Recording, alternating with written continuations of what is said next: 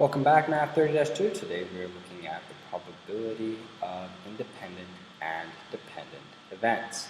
So that is the intersection of two events. It's one and another. So if we're saying event A and event B, that's what we're looking at. If we notice this symbol here, we have the intersection. So this will also relate back to our Venn diagrams that we did in the unit before. I strongly suggest that we read this over before you start and follow me on the question. So we're going to look at class example 1. Class example 1, we're looking at dependent. It says classify the following as dependent or independent. So the first one is rolling a 2 and then tossing a coin. So we're rolling a dice and tossing a coin. It doesn't really matter here, does it? If I roll a 2 or I flip a coin and it gets tails, if I roll a 2, does that affect me flipping the coin? No, it doesn't affect the flipping of the coin at all. The probability of flipping a coin is not affected by the probability of rolling a 2. So these here are obviously independent. They're independent of each other.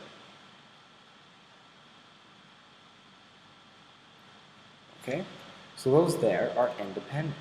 Next one is we're looking at cards. So here we go. Let's pretend I am going to buy everyone who pulls out of the deck of cards a king lunch. So everyone who pulls a king out of the deck of cards, I'm buying them lunch. But here I'm saying, once you pull your card out, you do not keep your card. Or sorry, you keep your card. Once you pull your card out, you keep it. You do not give it back to me. Okay? So there is no replacement. It's without replacement. So I'm saying, if you pull a king, you get lunch. Now, if that's the scenario, the person ahead of you, if you're like the 6th person to pull, do you wish that the person ahead of you pulled a king or not, if they keep their card? Well, will that change your probability, your chances of getting a free lunch? For instance, if the first 5 people ahead of you did not pull a king, that means there's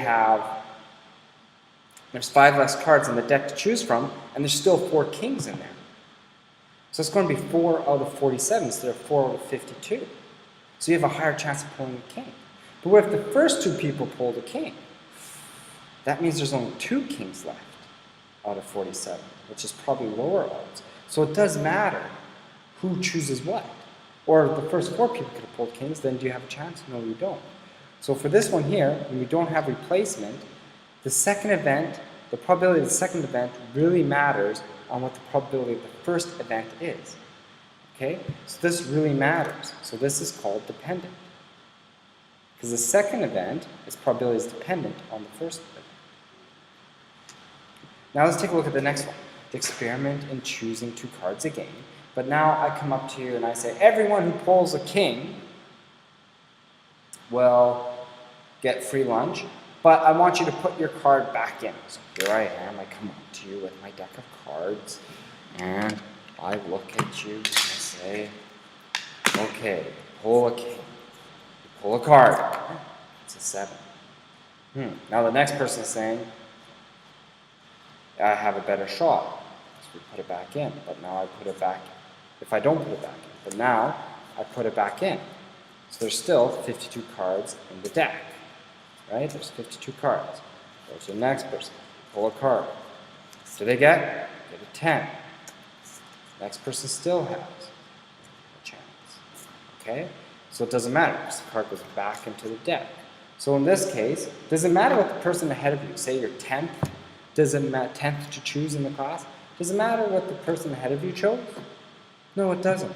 Because you still will have, there's 4 kings in the deck, and that's 4 in 52, or 1 in 13 probability of getting a king. It does not change, ever. So this one is independent.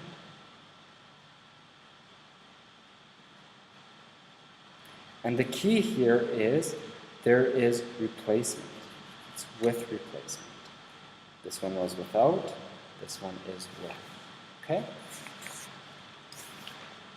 So here's a little section here. I expect you to pause and go over this section here as well before we go on to the next video or to the next question. All right, welcome back. Now we're looking at the and. Okay? So first we're going to do dependent events. And we're doing and. So this is saying the probability of P and B. Now if they're dependent on each other, the probability of getting A is first, and then we want the probability of B given that A occurs. So if we look back to the classroom, and here we are, I have my deck of cards, remember it's a lunch thing, and you pull this card, or the person ahead of you pulls this card here. There's a 6, but they keep it. Now you get to pull a card. There's one less card. So out of 51 cards now, there's 4 kings, whereas before out of 52 cards, there's 4 kings. So it matters on what happens before. So that's what that's saying. Probability of B, given that A happens, gives us probability of A and B. If we also remember, and means to multiply, or means to add. So we take a look at this here. Let's look at class example 2. So we have 52 cards, and we're doing without replacement, and we're saying both cards are red. So we look at this.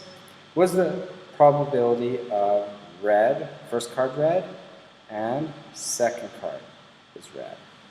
So we'll put it in their little formula here. Card 2 is red. Okay? So we have card 1 red and card 2 red. Well, that is going to be equal to, we're saying probability of the first one being red multiplied by the probability of the second one being red, given that the first one is red. Okay? So we continue this. So what is the probability of pulling a red card? Well, half the deck are red. There's 26 out of 52 red cards. But that's 1/2, so I'm just going to put 1/2 here. It's easier to multiply, won't need a calculator. Now, what is the probability if we already picked a red card that there's another red card, that we pick another red card?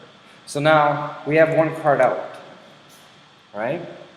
So if we have 1 less red card, that gives us only 25 red cards. But now there's only 51 cards because we have 1 less red card, so it's 25 out of 51. We multiply that together, I'm going to get 25 out of 102. And that is going to be my probability. Okay? So B here says neither card is a club. Neither card is a club, so no clubs.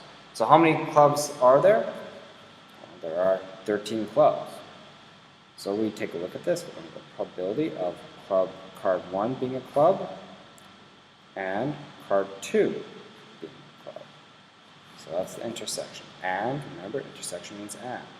Is equal to, well, let's take a look at this. Probability of card 1 multiplied by the probability of card 2 at club, the second card being a club, given that the first card is a club. Or is not a club. So, sorry, we're saying not. So I'm going to put those little ticks here, remember? Not. So not clubs. Okay? Oh, and this is not a club. So, what is the probability of not being a club? Well, there's 13 clubs. That means there's 39 other cards. So that's going to be 39 out of 52. All I did was subtract 13 from 52. Now, if the first card is in a club, how many cards left do we have? Well, there's 38 other cards. First club we pick is not a club. Second card we don't want to be a club, so we're choosing. There's 38 less cards. Cards without a club in the deck out of 51, which is equal to 3 out of 4 multiplied by 38 out of 51. And you multiply this together, and that will give you the answer. Let's take a look at this next card. It says, the first card is a king, and the second card is a 5. So we're saying first card is a king, second card is a 5. Okay. So we have here probability of a king and a 5. It's equal to. Now this does matter as well here. So we take a look at this. Probability of a king multiplied by the probability of a 5, given that the first card's a king. So what's the probability of getting a king? There are 4 kings. There are 52 cards, 1 king in every suit, so 1 in 4. Okay, now if we take out a king, that's 1 less card. So there's only 51 cards, right? Oops, 51, not 15. So we'll get this up there. 51. So now we look at it, the next part says, what is the probability of getting a 5? Well, how many 5s are there? There's 1 card less because there's a king that's taken out. So how many 5s are there? There's going to be still 4 5s. Okay, so that's going to give me 4 all out of 204, which is the same as 1 out of 51. Okay, so that is my solution for that one. Now we take a look at D. All right, D says one of the cards is a king and the other is a 5. So now we're saying one of the cards is a king and the other is a 5. So this has 2 solutions. I could have the probability of a king and a 5, or the probability of a 5 and then a king. So in this kind of order does matter a bit. So we have 2 ways. I can go king and 5, or 5 and king, right? Because it says I just need those cards. It doesn't say first or second like in these here. Okay? So I have 2 of those. We know the probability of this is 1 in 51. Probability of this is going to be 1 in 51 as well. So if we do that, I'm going to end up getting 1 over 51 plus 1 over 51, which will give me 2 over 52. Okay? It's essentially the same setup. 1 in 4 is a 5, and then 4 out of 51 would be the king. It's the same setup. So they're the same probabilities. We add them together, we get 2 out of 52. 2 out of 51, not 2 out of 52. Okay? All right. So now we're going to do class example number 3. So these are independent events. That means the probability, we're looking at A and B. Now the probability of A does not affect the probability of B. Okay? So here we go. 2 cards are drawn with replacement from the standard deck of 52 cards. Show me the probability that both cards are red. So this is with replacement. Keyword is with. So both cards are red. So it's the same questions as above, pretty much. So both cards are red. Well, P, card 1 is red and card 2 is red. That's going to give me probability of red. And then the second one is just probability, multiplied by probability of card 2 being red. Right? And since they're replaced, I look at these, take out a card. Oh, it's not red, but I put it back in. The person has the same amount of probability. Just put back into the deck. So I'm going to end up getting, probability of being red is 1 and 2, multiplied by 1 and 2, which would give me 1 and 4. Okay? That's it. Because this has nothing to do with that one, because the card's been replaced. Next question. The first card is a king, and the second card is a 5. Okay? So, remember being replaced. King and 5. Okay? So that's probability of king multiplied by the probability of a 5. Well, there's 4 kings. And there are 4 5s. Now, it's 1 and 4, right?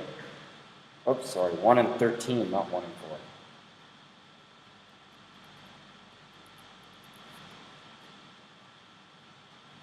Sorry, because it's out of 13. Oh, here there's a mistake as well. This should be 1 and 13. Sorry, 1 and 13.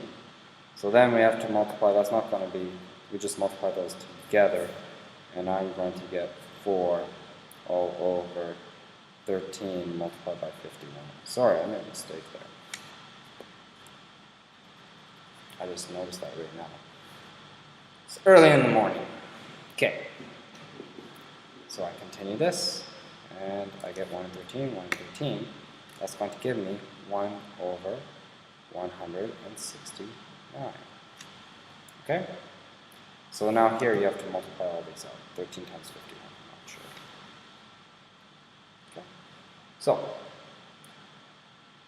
actually that's equal to 4 over 600 and I think it's 752. I'm not going to do it. Okay, 650, 650, and 663, I think.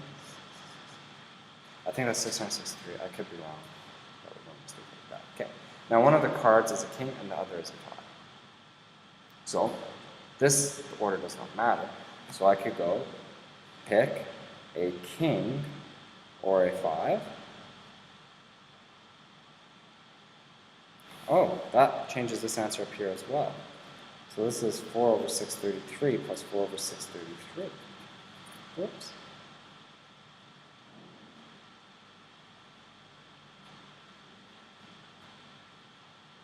Or 663, sorry. Which gives me 8 over 663. Sorry, I had to change all of those because this answer is there. So now we look at this one down here.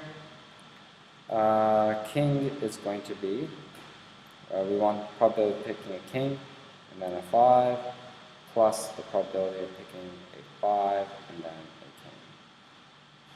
What's that going to be equal to? Well, look back at this. It's 1 in 13 times 1 in 13. Well, that's 1 in 69 for the first one. Well, what's the 5 and then a king? That's just the other order. 1 over 13 multiplied by 1 over 13.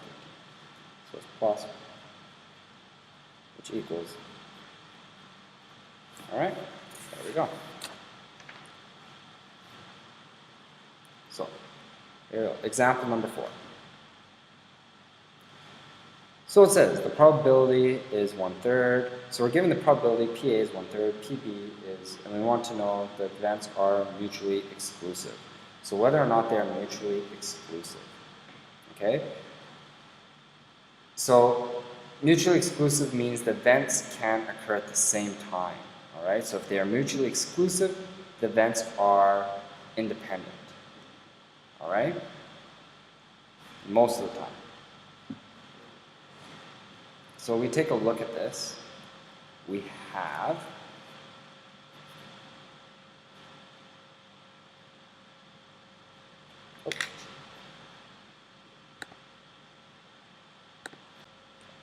so mutually exclusive, so we go here, we have the probability of A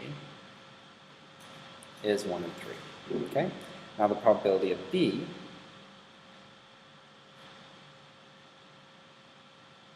is equal to 2 over 5. Now the probability of A or B is equal to 3 over 5. So if I looked at this, I want to use kind of a Venn diagram for this. I'm just going to draw at the top. If there is an overlap, that means they are not mutually exclusive. If there's an overlap of them. Okay? Because if you remember from the lesson before, mutually exclusive meant this. They're separate. So if there's any overlap, if there's an and in there, that's an intersection, they are not mutually exclusive. So let's take a look at this. Is this mutually exclusive? So for a formula for them to be mutually exclusive, if we say probability of A or B, because union means or, that means PA is equal to probability of A plus probability of B, because it's saying A or B. So what do? We add those probabilities together. We know this is 3 over 5. Okay? We know that that is 3 over 5. So then what is the probability of A? Well, A is 1 over 3 plus probability of B is 2 over 5. So A or B, we add them together, and that's going to give me 5 out of 15 plus, this is going to give me 6 out of 5, which gives me 11, or 6 out of 15, 11 out of 15. Now, is 3 out of 5 the same as 11 out of 15? No, this is 9 out of 5. 3 out of 5 is actually 9 out of 5. So this does not equal to 9 out of 15, or 9 out of 15. So therefore, this is not mutually exclusive.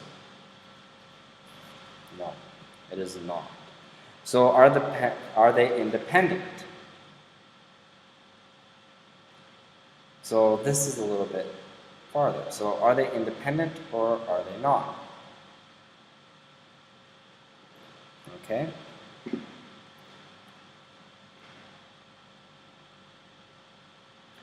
So if I said P and B,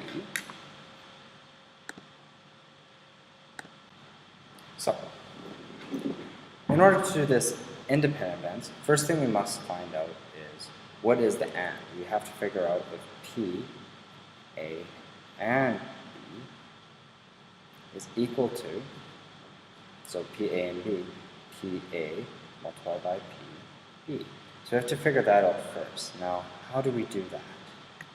Well, let's look at this formula that we learned from way back earlier on. We know, and I believe it's on your formula sheet as well here. Let's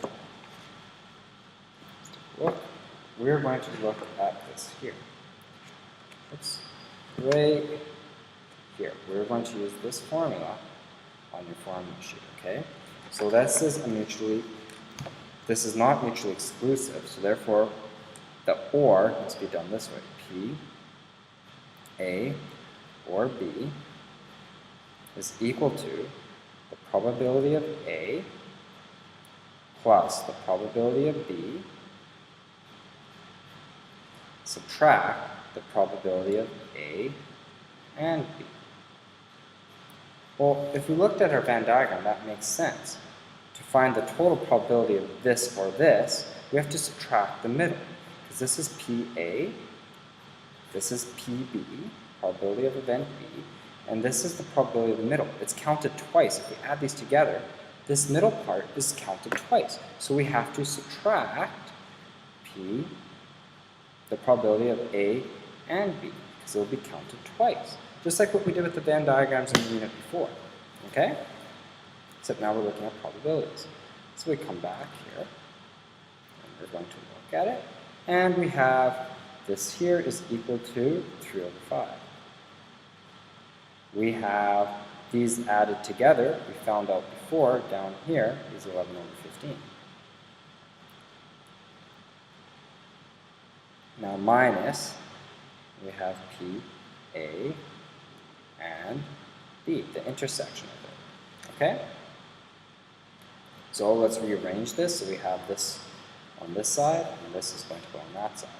So I'm going to end up getting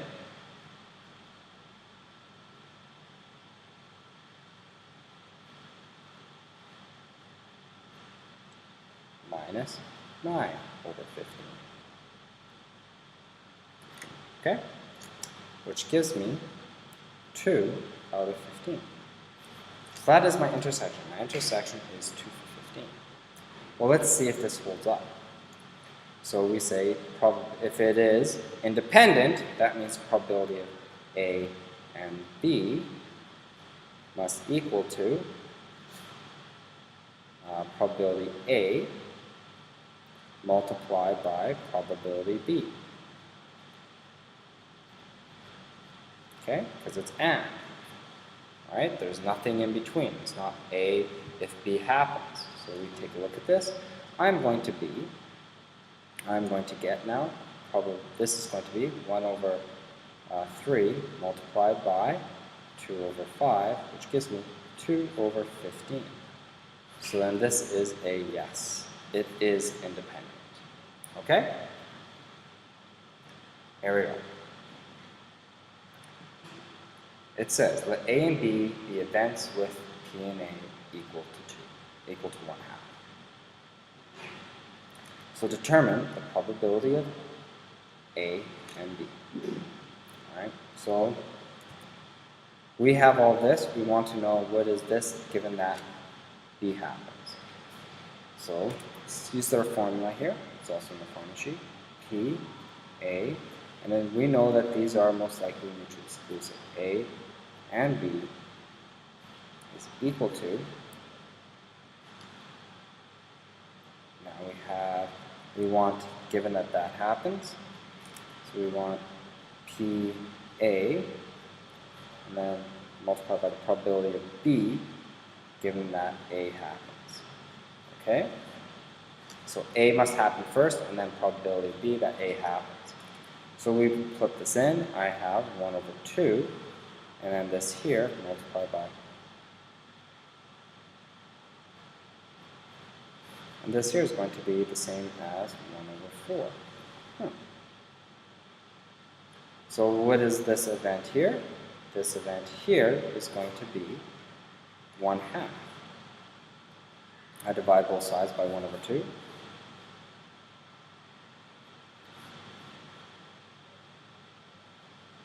I get 1 over 2 is equal to the probability of B happening given that A happens. Alright? Now, let's take a look at this next one. Probability that A happens given that B happens first. So let's try this out. So we know the probability of A and B is equal to the probability of, in this case, B first happens first, and then probability of A happens given that B happens. Okay? So we take a look at this. I am going to get, this is still 1 over 4, but now probability of B is, so and the probability of B is 1 out of 3. Now we want to know, because B must happen first. A happens only when B occurs. So then this is still the probability of A, given that B happens.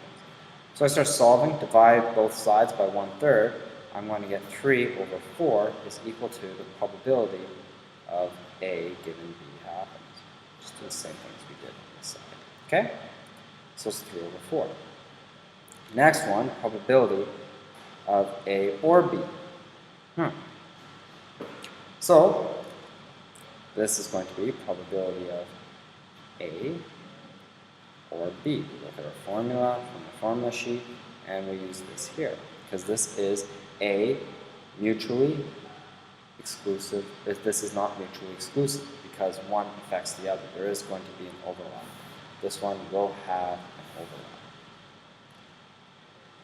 So we look at this here, I am going to have equal to the probability. It's also mutually exclusive because event A changes depending on event B, so it's mutually exclusive.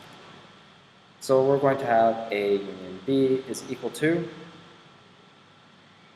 1 over, probability of B plus probability of A, and we're going to subtract probability of A and B. Okay? So we have 1 over 1 over 3 plus 1 over 2 minus 1 over 4. So we keep on adding this up. We need common denominators. Common denominator here is going to be 12. So we have 1 over 12, 12, 12. I'm going to get 4. Here I'm going to get 6. And here I'm going to get 3. So I'm going to end up getting 7 out of 12 is my probability that A or B happens. All right? Okay. Next question here says, the probability that Sophia will pass math this semester is 0.7. The probability that she will pass English this semester is 0.9.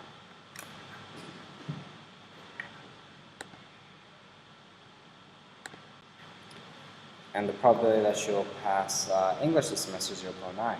These events, they're saying already, are independent. Okay? So they're independent. So event 1, passing English, does not actually affect passing. We all know that. So to the nearest hundredth, that she will pass English and math. So that is probability of A and B. And these are independent, so it's Or I'm going to put math and English. Math and English. So that's probability of math multiplied by the probability of passing English, which is the same as 0. English is 0.9 for math, multiplied by 0.7, which will give me 0.63. That's my answer. Okay, so now it's saying math or English. Well, in this case, you can't have both. These are not mutually exclusive. Because if I add these together, I get over 100%. Can I have over 100%? No, I can't. So I first must figure out, these we know now are mutually exclusive. Because I can't have over 100%. There is going to be an overlap. If we look at the Venn diagram, there's an overlap. These are not mutually exclusive. All right? So we take a look at this here. We have to go probability of math or English. What does that equal? So now we have to use the mutually exclusive. That's going to be equal to probability of math plus the probability of English, because it's or. But now we're going to have to subtract our intersection in the middle, which is probability of math and English, which ends up giving me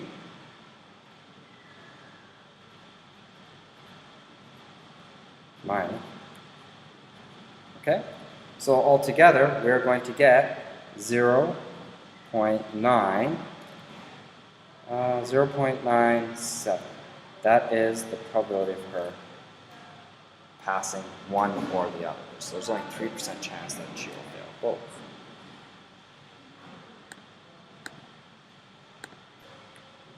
So last one is math but not English.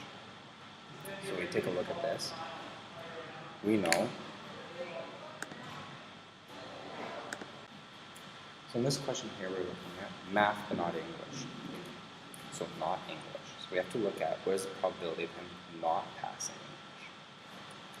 The probability is 0.7 of him passing. The probability is going to be probability of not passing English is going to be 0.3. So this is math and not English. It's not or not English, it's and in this scenario. So we're going to have probability of math and not English, which is going to be equal to, now these are still independent events, as math has nothing to do with English. The probability of math and not English is probability of math multiplied by probability of not doing English, which gives me 0.9 multiplied by 0.3, which will give me 0.27. So the next one says neither math nor English. Well, probability of not doing math is the opposite, is 0.9. Oh, sorry. Probability that this was not doing math.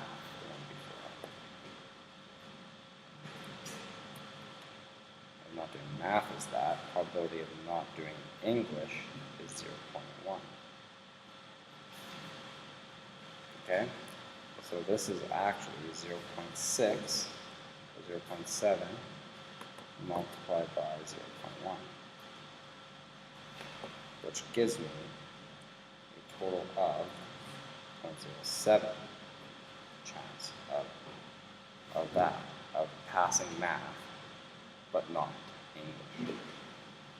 So it's only 7% chance of math, but not English. So now we're doing probability of neither math is 0.3, or nor English is probability of not passing English, as we went before, is equal to 0.1. So we want probability of not math and not English. It's going to be equal to 0.3 multiplied by 0.1, which will give me a total of 0.03. Or I could have just taken this, probability of passing math or English, because we could also only pass one, and we subtract 100% from that, so that's everything left over to 0.3. Alright, the next question you could do by yourself, so we'll do it tomorrow as a class. Good luck on your assignment as I see you tomorrow.